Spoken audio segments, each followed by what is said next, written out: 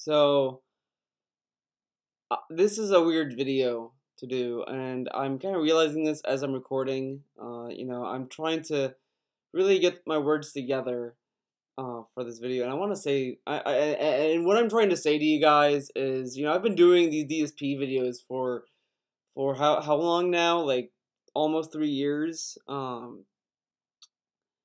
And it comes to my attention. With the wake up call for this video was honestly when he got suspended, on Thursday. Yeah, he got suspended on Thursday, and this really woke me up. I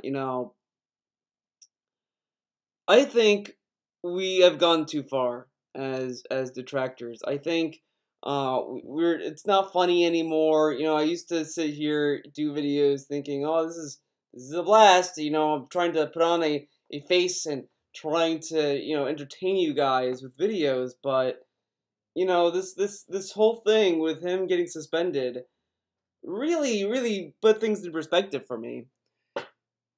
He's almost 36 years old, and he's been doing video content for 10 years or so. I think we've been going too far because let's take a look at the things he's done, and I'm gonna tell you guys why.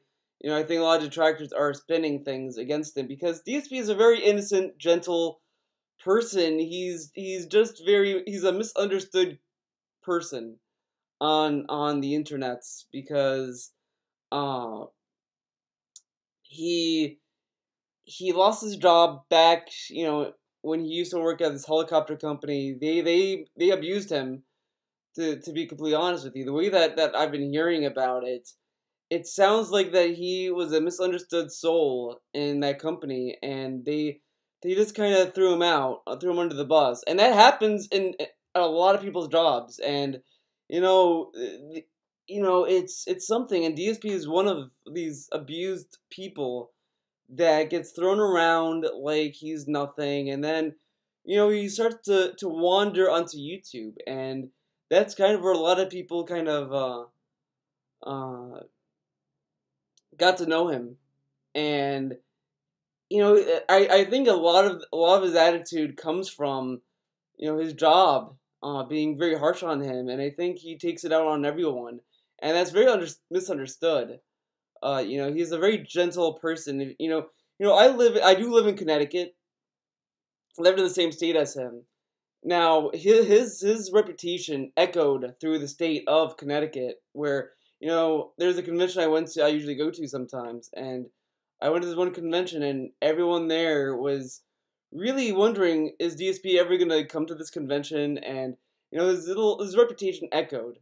I went to GameStop in my area, and they were talking about him too. They were like, this guy he's an underdog of the fighting game community, and he almost beat Justin Wong, and he almost got top. He was almost number one on Evo East. He was really close, and it got to the point where even my favorite internet group, Mega 64, even referenced DSP in a podcast, and that was probably the closest that Connecticut will ever get to being internet famous, is through Mega 64 bringing up Connecticut-born native Darkside Philip.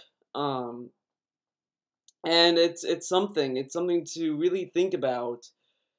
And everyone wants to cite this infamous moment of weakness of his, and the reason why he has a lot of them is because he is just fed up with the world, and everyone has betrayed him along the way.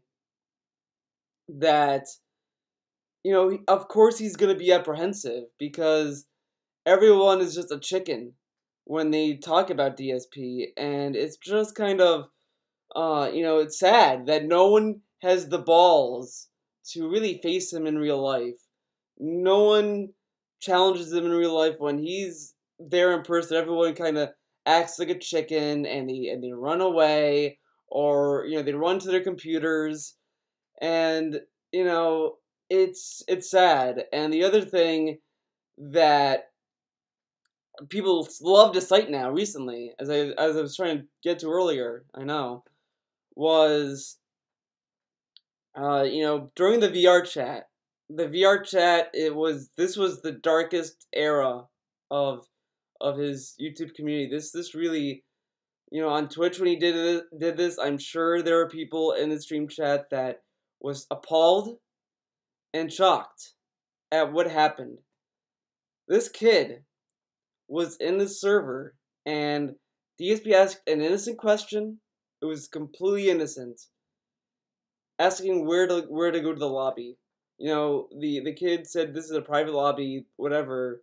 Whatever this kid wanted, and DSP was gonna oblige him, and he was just asking an innocent question. It's like if you're walking around a place you don't know, and you ask someone on the street, "Where do I go for this?" You would probably expect them to be like, "Oh, go down the street, take a right, take a left, and it's gonna be right there," or whatever. They'll give you good directions. You'd think that. You'd actually expect that from someone. Good Samaritans and the like. So DSP asked this person a question of, where is the lobby? In this game he's been playing for hours, and obviously when you play a game for so long, you tend to forget things, the basics. You forget the basics a lot when you're playing a game for so long. So the kid tells him, "It's behind you, you idiot." Now everyone is shocked. The stream chat was shocked. This echoed as like, what did DSP do to entitle to being called an idiot? He only asked where to go, and he tells them, "Behind you, you idiot." And I understand DSP's perspective in this. He didn't want to say it to the kid's face because he wants to be the bigger man, and so he leaves. He tries to get some other discussion going about like, oh, how do you have a PC and this other stuff, and the kid thinks he's a smart ass saying, oh, maybe because I'm a wolf. Already this kid is just being malicious to Philip here. So Philip leaves that lobby, and he goes to another one, and he says something, and this was again a moment of weakness because he was probably thinking about his dumbass tax attorney that fucked him over personally. That tax attorney went out of his way to fuck DSP up in his life. DSP doesn't want to say this, but I'm in Connecticut. I probably seen this tax attorney somewhere, and I think I know who he's talking about. And this guy, he was saying to everyone in this coffee shop that I go to sometimes, I have to go ways. I have to go ways to get to this coffee shop sometimes, but they make really good coffee. And he was saying to his friends that he targeted a rich fuck and all this stuff, and I knew he was lying. Philip is not a rich fuck. He doesn't eat fucking caviar. He doesn't talk to Bill Gates. He doesn't have an offshore bank account, okay? And he targeted him. This innocent person, because he moved to Washington, as we all know. And he asked him an innocent question because DSP doesn't when you move, you probably would not be thinking about looking up running a business to look up business laws or anything like that. You probably wouldn't think about that because you're just making money doing things. Come on. And this guy assured him that he was going to do take care of his taxes. That's going to be a-okay. Gave him the same song and dance that these tax guys always do. They always give him these song and dance, and everyone's going to say like, oh, listen to me, I got this and that, and try to rip you off. And that's what this guy did. So he probably was having this in his mind, really concerned about it, and he probably went off and said something that he's justified in saying, but he probably would have worded it differently. he said that he would slap this kid in the face in real life, or, something like that. You can watch it on his channel. And, all the detractors, we spun it. We did. We made it sound as if he said that, for sure, but he meant slapping in the figurative sense, like slapping, like, I'm gonna punch a shark in the face, like that kind of figurative. Like, no one would really punch a shark in the face because, it's a fucking shark, guys. Um, it's as common as the saying that I'll do, whatever saying you want to say. It's like that. Slapping a kid in the face in real life. That's an old phrasing of Phil's.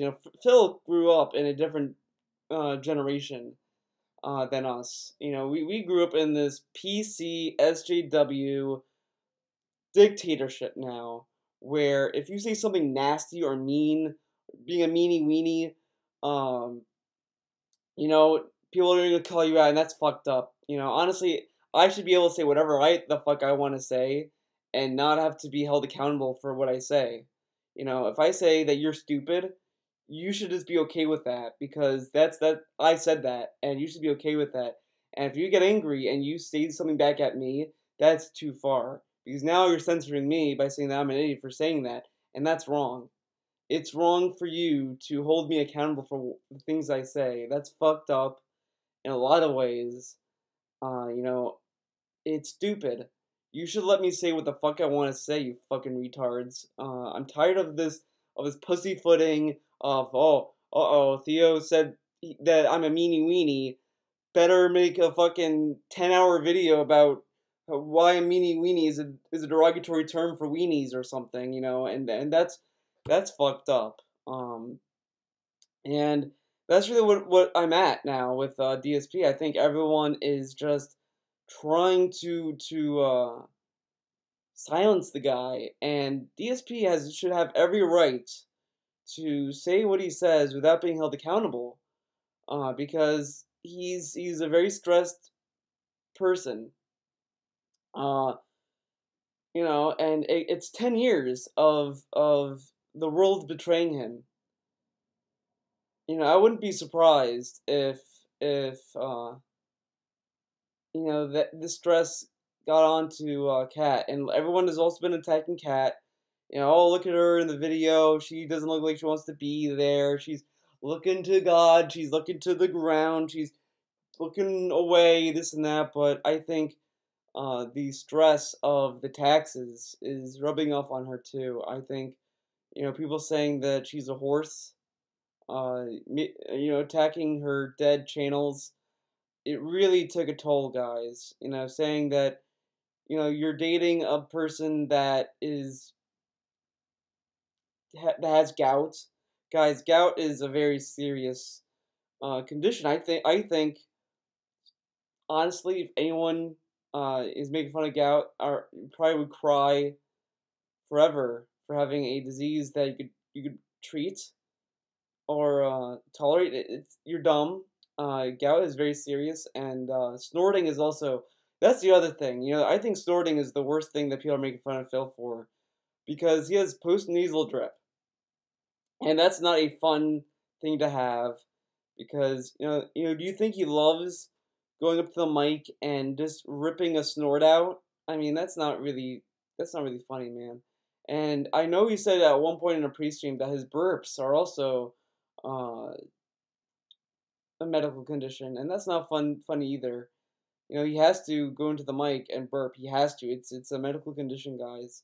And I think everyone's just being too harsh on the guy. So as of now, I'm gonna implore you and everyone else, let's not make fun of DSP today. Let's all open our wallets and give him a lot of tips today. Let's give him $1,000 tips. Let's give him 10,000. You know what? No, guys, I want him to hit every goal, every sub goal. I want you guys. I better hear on today's stream. If he is streaming today, who knows? Because Twitch might be negative about this, but let's hope that he streams today. I want to hear him hit 600 subs exactly. I want him to hit 600. He deserves 600 subs for what he has to deal with. Let's turn off ad blocker when we watch his videos on YouTube, and let's go to his Patreon. Whoa, this is weird, guys. Wait a second. Hold on.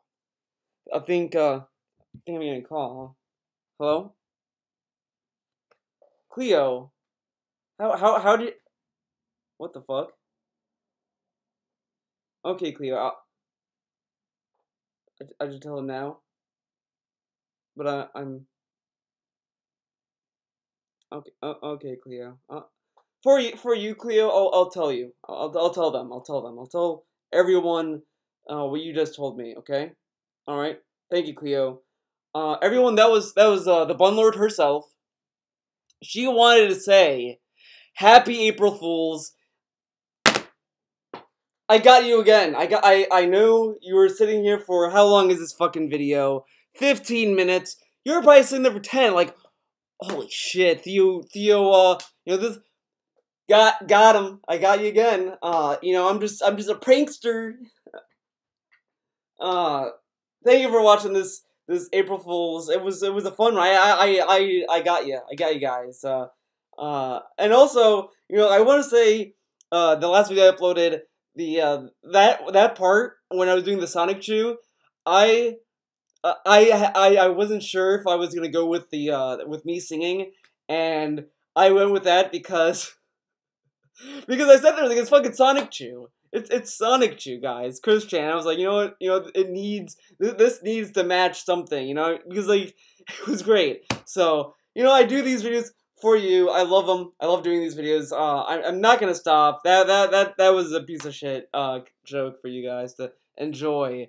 I left some little Easter eggs in there to kind of give you some breadcrumbs to follow. I think there was one really obvious point I made in that video that was like, oh yeah, it's a joke, but yeah, it's a great one. I like this one. I like doing this one too. So, because I knew if I did the same one I did last year, it wouldn't be funny. It's like, oh, I'm gonna be like DSP and Beg, that would be funny. I like mixing it up a little bit. Who knows? I wasn't sure I was gonna do one this year. I wasn't sure, and I was able to do one. So. Everyone, thank you for watching this great video. I know you guys enjoyed it, because everything I do you guys love, right? All right, see you in the next one.